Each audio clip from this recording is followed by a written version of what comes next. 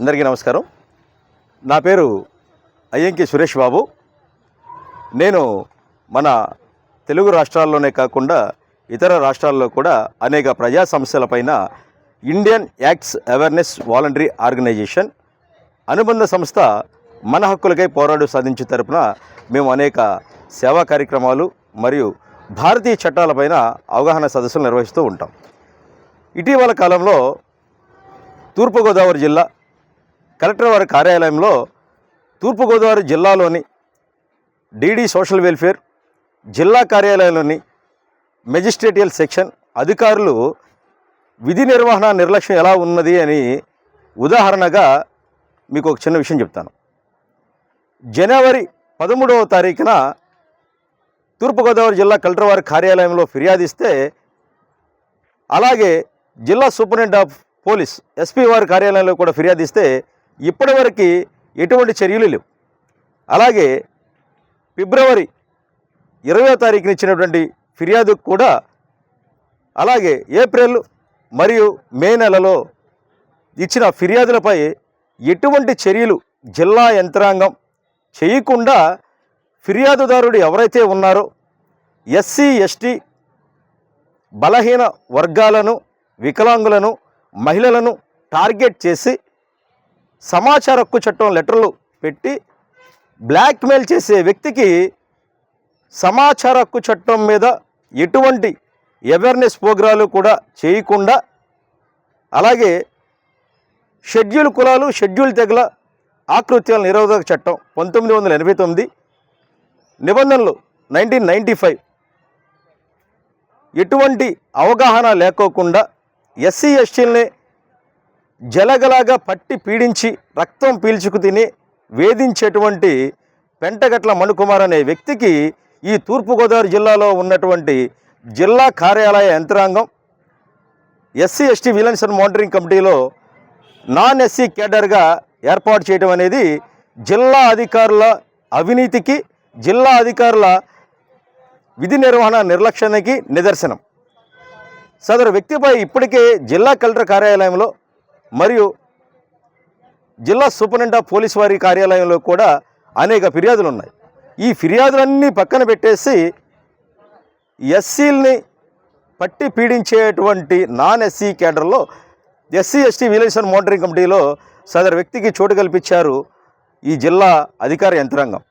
అంతేకాకుండా జిల్లా అధికార యంత్రాంగం ఒకరికొకరు సపోర్ట్ చేసుకుంటూ ప్రజలు ఇచ్చినటువంటి ఫిర్యాదులపైన అయితే ఎటువంటి చర్యలు తీసుకోరు, కానీ బుకేలు ఇచ్చి శాలువాలు కప్పే ఈ భజన బ్యాచ్ని మాత్రం ఎంకరేజ్ చేస్తూ జిల్లా అధికారులు ఆ జలగలాగా బలహీన వర్గాలను పట్టి పీడించేటువంటి వ్యక్తికి చేసే తప్పుడు ఆరోపణలపై కింది స్థాయి అధికారులకు నోటీసులు ఇవ్వటం, వారిని ఇబ్బందులకు గురి చేయడానికి జిల్లా అధికార యంత్రాంగం ముందుంది. అసలు నేను అడుగుతున్నాను, ఈ జిల్లా అధికార యంత్రాంగానికి ప్రజా వ్యవస్థలో ప్రజలకు సేవకులుగా ఉన్నారా?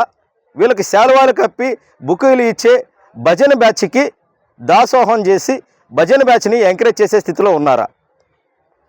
అసలు అటువంటి భజన బ్యాచ్ 1500 అవార్డులు, 500 అవార్డులు, 2000 అవార్డులు, 3 డాక్టరేట్లు, నెలకొక డాక్టరేట్ వచ్చిందని చెప్పుకునే వ్యక్తులకి ఈ అధికారులు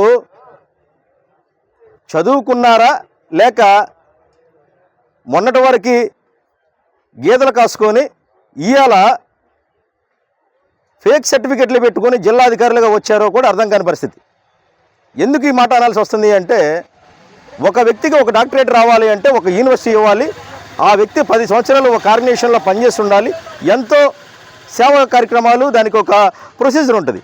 ఇవన్నీ వదిలేసి కళ్యాణ మండపాల్లో డాక్టరేట్లు తీసుకున్న వాళ్ళకి ఆడు వచ్చి వీళ్ళకి శాలువాలు కప్పి దండలు పెట్టి బొకేలు ఇస్తే దండలేసి వాడిని తీసుకెళ్ళి డిస్ట్రిక్ట్ కమిటీల్లో పెడుతున్నారు అంటే వీళ్ళు నిజంగా చదువుకున్న గొర్రెలా, లేక చదువుకొని సబ్జెక్ట్ తెలియదు మాకు, ఏదో బళ్ళో పాఠాలు చదువుకొని వచ్చామే తప్ప ఈ చట్టాల మీద అంటే సమాచార హక్కు చట్టం మీద కానీ, షెడ్యూల్ కులాలు, షెడ్యూల్ తెగల ఆకృత్యాల నిరోధక చట్టం మీద కానీ కనీస అవగాహన లేకోకుండా భజన చేసే వాళ్ళకి ఎమ్మెల్యే లెటరు ఎంపీ లెటర్లు తెచ్చుకొని ఇచ్చే వాళ్ళకి కాకినాడ ఎంపీ మా బావని చెప్పుకునే వాళ్ళకి కాకినాడ ఎంపీ లేకపోతే ఇంకొక ఎమ్మెల్యే తీసుకొచ్చి లెటర్లు ఇచ్చిన వాళ్ళకి ఈ చట్టానికి విరుద్ధమైనటువంటి చర్యలు చేసే వాళ్ళని చట్టపరంగా ఆయా షెడ్యూల్ జాతులకి సేవలు చేయాల్సిన వాళ్ళకి ఇవ్వాల్సిన పదవుల్లో ఇలా తీసుకొచ్చి పెట్టి ఆ కమిటీలనే భ్రష్టు పట్టించే పరిస్థితిలో ఇవాళ తూర్పుగోదావరి జిల్లా యంత్రాంగం ఉంది.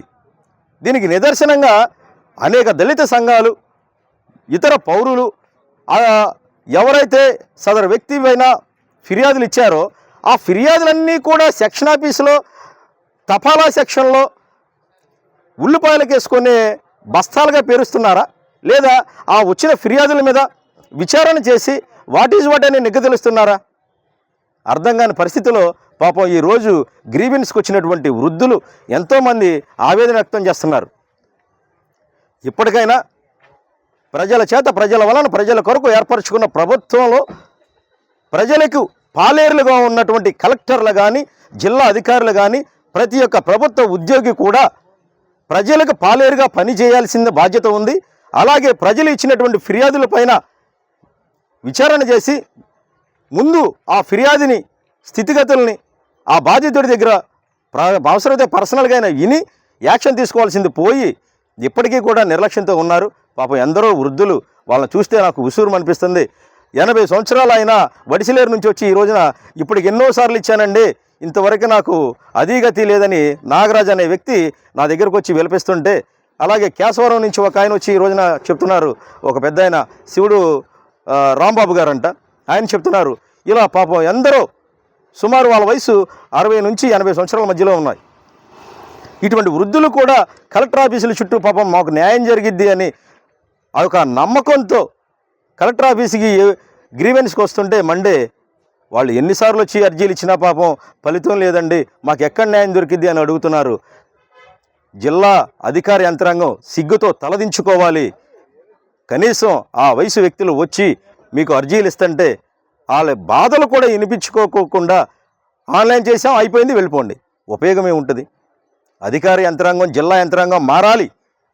ప్రజల అవసరతల్ని, ప్రజల బాధల్ని విని కింది స్థాయి అధికారులు వాళ్ళ అక్కడ తప్పు చేస్తేనే, వాళ్ళు విధి నిర్వహణ నిర్లక్ష్యంతో ఉంటేనే ఇక్కడికి వస్తారు.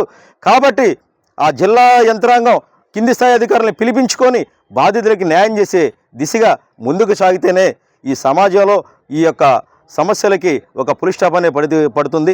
ఇటు దిశగా మీడియా యంత్రాంగం కూడా సామాన్య బాధితుల పట్ల సహృదయంతో కృషి చేయాలని నేను మనసారా కోరుకుంటున్నాను. Thank you.